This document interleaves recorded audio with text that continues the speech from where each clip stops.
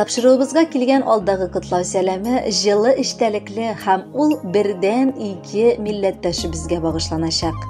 1976 елның 14 мартында Абдулмановлар гаиләсе Рәшидә Мулталловна һәм Файзулла Мирзаҗановичның 2 улы бәхете булып игезәк кызлары туа.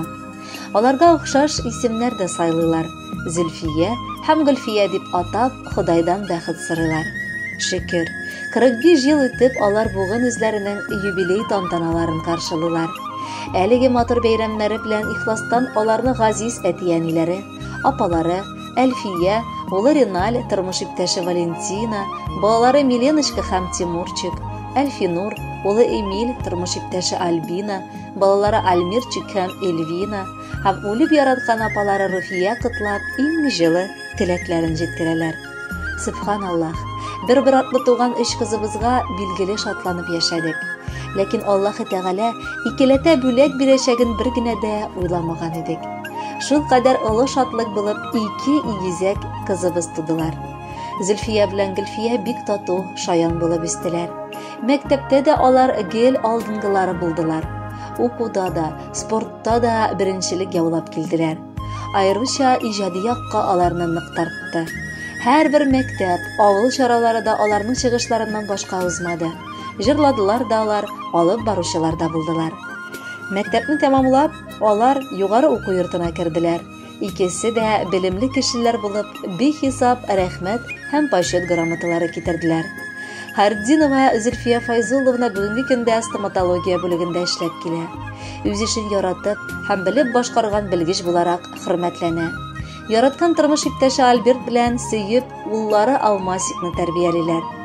Гөлфия Файзулловна Хайруллина да үз тормышында медицина тармагын сайлады. Һәм бүгенге көндә өлкә балалар хастаханәсендә хезмәт итә. Ул аеруча тырыш, үз һөнәренә тугрылыклы кеше. Тырышлыгы өчен аны эштә генә түгел, хәтта югарыда да күрәләр. Мәсәлән, күптән түгел генә өлкә губернаторы Сергей Иванович Морозов пандемия чорында фидакарь хезмәте өчен рәхмәт хаты тапшырды. Хезмәте беренче чиратта булса да, аннан да алдарак ул балаларының бәхетен күрә. Шуңа да улы Марсель һәм кызы Ириночка өчен җанын да кызганмаган әни булып яши. Кызганычка каршы аңа парлап канат кагу язмаган булган. Бик күптән инде балалар әтисен, ә сеңлебез тормыш иптәшен югалтты. Әйтергә кирәк, Зөлфиябез дә, Гөлфиябез дә бик тырышлар. Барысын да үз көчләре белән булдырдылар. Һәр вакыт бердәм булып, яшәүләре аеруча сокландыра. Алар бергә дус килеш, яратып сәяхәт тә итәләр, спорт белән дә шөгыльләнәләр, бар авырлыкларында җиңеп чыгарга тырышалар. Безгә карата да алар бик мәрхәмәтле балалар һәм сеңелләр.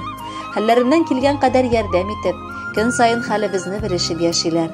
Шуңа да без аларны бик яратабыз һәм Аллаһы Тәгаләдән икеләтә алар өчен бәхет сорыйбыз. Яратканнарыбыз, чын күңелдән котлыйбыз сезне матур юбилеегыз белән. Бу сезнең икегез өчен бер бәйрәм.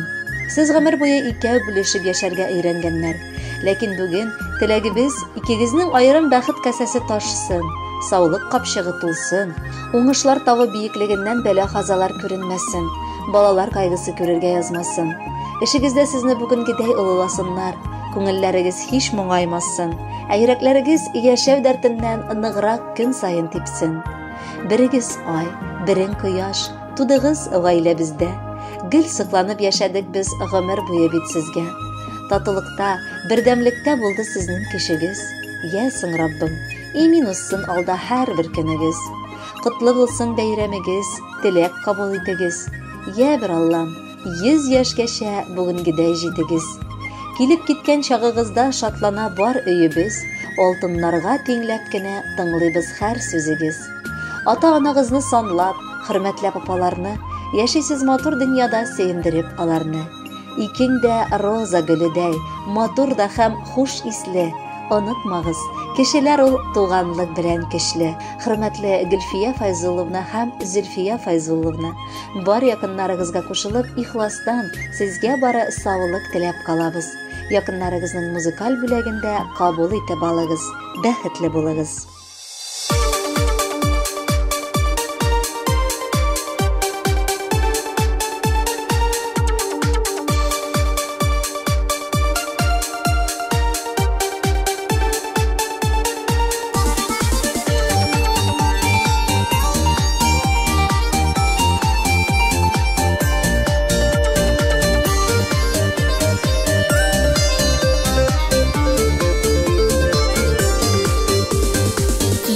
Җитте туган көнең, яңа ел сезгә теләп.